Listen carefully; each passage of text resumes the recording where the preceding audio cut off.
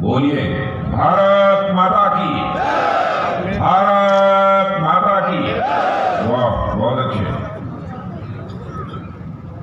हमारी लोकसभा के प्रभारी बाबा बालकनाथ जी, लोकसभा संयोजक दशरथ सिंह जी शेखावत, जिलाध्यक्ष बनवारी लाल जी सैनी, जितेंद्र जी शर्मा, हरिराम रणवा, सुकरण चौधरी, के डी बाबर, धर्मपाल गुर्जर विधायक, श्री विक्रम सिंह जी विधायक, श्री नरेंद्र कुमार, श्रीमती संतोष अलावत। आप संतोष अलावत के पहले भी श्री लिखा हुआ है।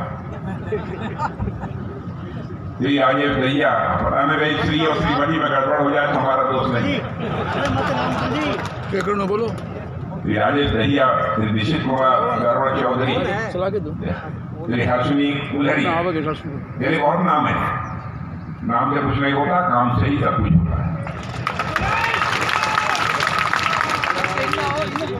यहाँ मौजूद हमारे सभी सम्मानित बहनों एवं भाइयों, मैं समझता हूँ इस स्थान पर किसी सार्वजनिक सभा को संबोधित करने के लिए पहली बार आप सबके सामने खड़ा हुआ हूँ और आप लोगों ने तालियां बजाकर, नारे लगाकर, फूलों की हार पहनाकर मेरा स्वागत किया है। आप जानते हैं भारत की परंपरा है और शिष्टाचार का तकाजा भी है। स्वागत, अभिनंदन या सलाम दुआ कभी एक तरफा नहीं होना चाहिए। इसे मैं भी अपनी तरफ से शीश झुकाकर आप सभी बहनों भाइयों का हार्दिक अभिनंदन करता हूं। आप सभी का मैं स्वागत करता हूं। मेरे बहनों भाइयों, आपके प्रत्याशी सुकरणजीत चौधरी पहली बार इनको भाषण देते हुए मैंने सुना है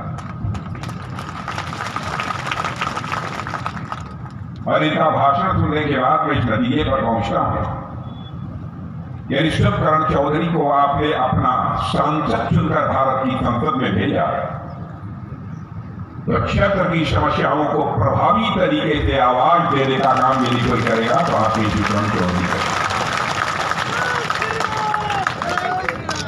राजस्थान की धरती का जहां तक प्रश्न है, यह शौर्य और पराक्रम की धरती है। कितनी गाथा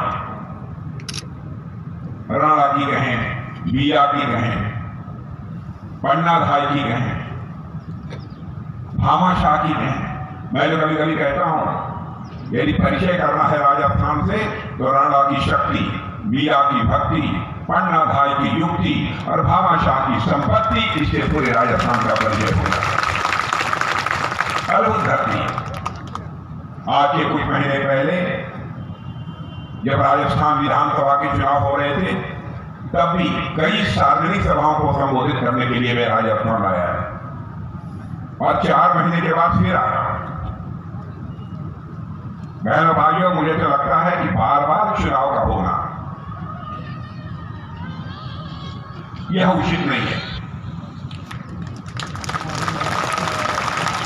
हमारे प्रधानमंत्री जी ने कल्पना की है, उसके लिए उन्होंने कमेटी भी बनाई। भारत के पूर्व राष्ट्रपति आदरणीय रामनाथ जी कोविंद के नेतृत्व में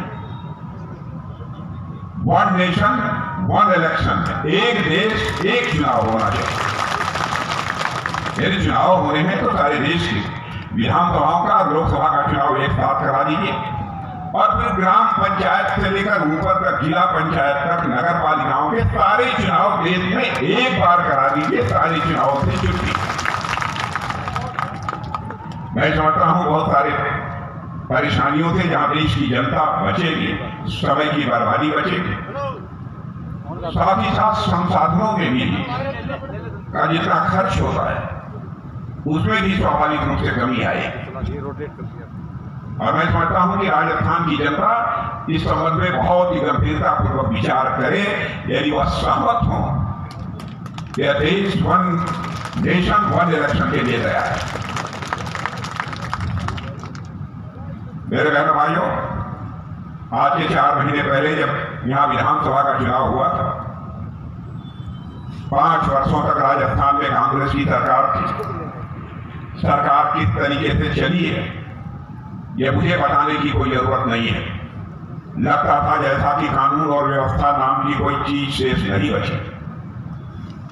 और मैं भी उत्तर प्रदेश का मुख्यमंत्री रह चुका हूं। मैं दावे के साथ कह सकता हूं मेरे बहनों भाइयों, जब तक कानून और व्यवस्था के हालात नियंत्रित नहीं होंगे तब तक उस राज्य का किसी भी सूरत में विकास नहीं हो सकता है।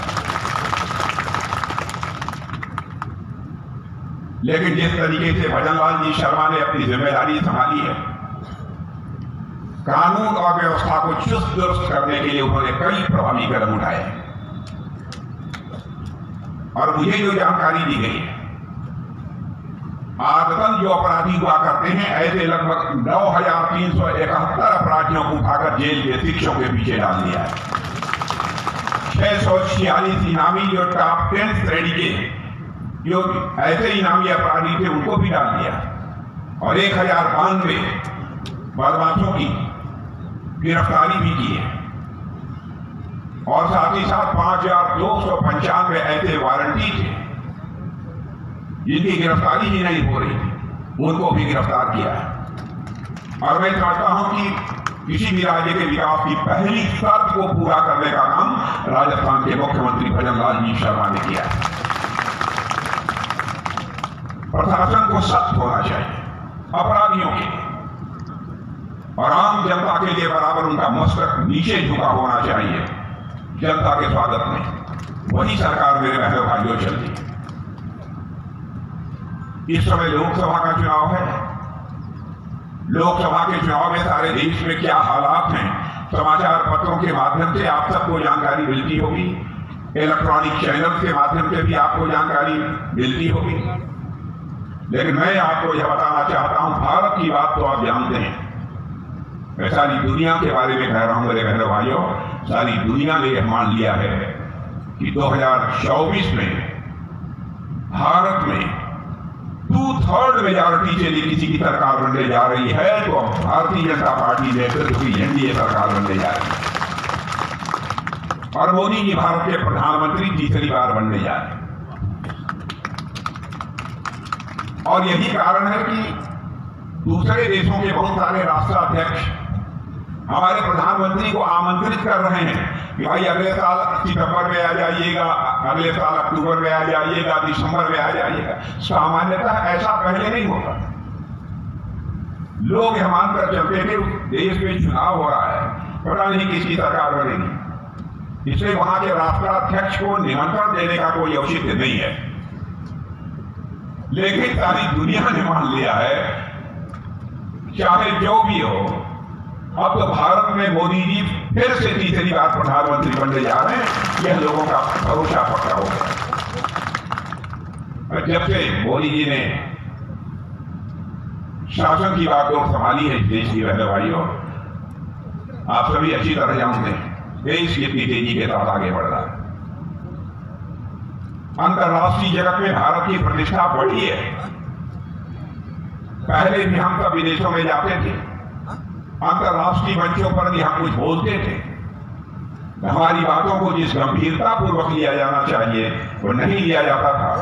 लेकिन आज यदि अंतर्राष्ट्रीय मंचों पर भारत कुछ बोलता है तो सारी दुनिया कान खोलकर सुनती है कि भारत बोल क्या रहा है, यह भारत का स्टेज है, यह भारत का कद है, सारी दुनिया में बड़ा है। भारत को लोग मानते थे गरीबों का देश, भारत को लोग मानते थे कि भले ही जनसंख्या अधिक हो लेकिन ताकतवर देश भारत नहीं है, यह लोगों की धारणा बनी थी। लेकिन आज यह धारणा पूरी तरह से बदल चुकी है। आप लोगों ने पढ़ा भी होगा अखबारों के माध्यम से, मैं भी आपको जानकारी देना चाहता हूं। 2014 में धन दौलत के आकार के मामले में, अर्थव्यवस्था के आकार के मामले में, इकोनॉमी की साइज जिसे अंग्रेजी में कहते हैं, भारत दुनिया में के देशों में 11वें नंबर पर था। क्या करिश्माई काम किया है हमारे प्रधानमंत्री ने।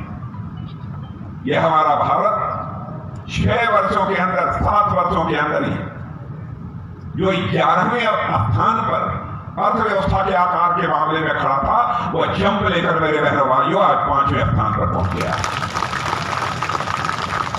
और इतना ही नहीं, दुनिया के बड़े बड़े अर्थशास्त्री बहुत सारी फाइनेंशियल फर्म, आर्थिक संस्थाएं यह दावा कर रही हैं।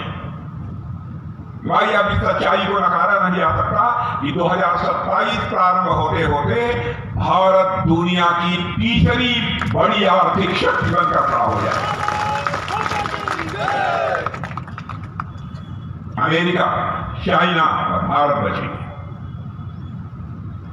और दुनिया के राष्ट्राध्यक्ष अब यह भी कहने लगेंगे, इसमें भी कहीं दोष मत नहीं है, 21वीं सदी यदि विश्व में किसी देश की होने जा रही है तो भारत की होने जा रही है। बहनों भाइयों, भारत की होने जा रही है।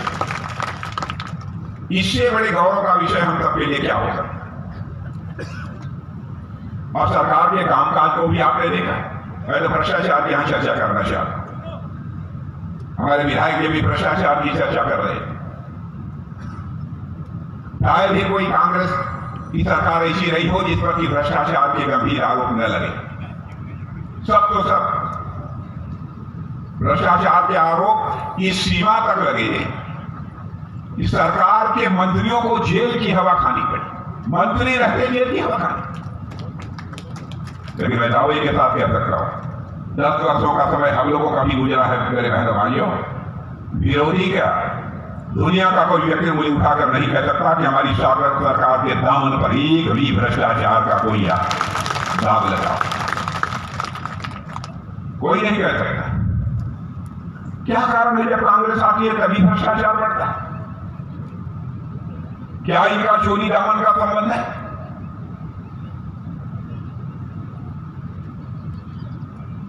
मैंने एक फिल्म देखी थी बचपन में, पता नहीं आप लोगों ने देखी है, देखते हैं कि नहीं देखते हैं।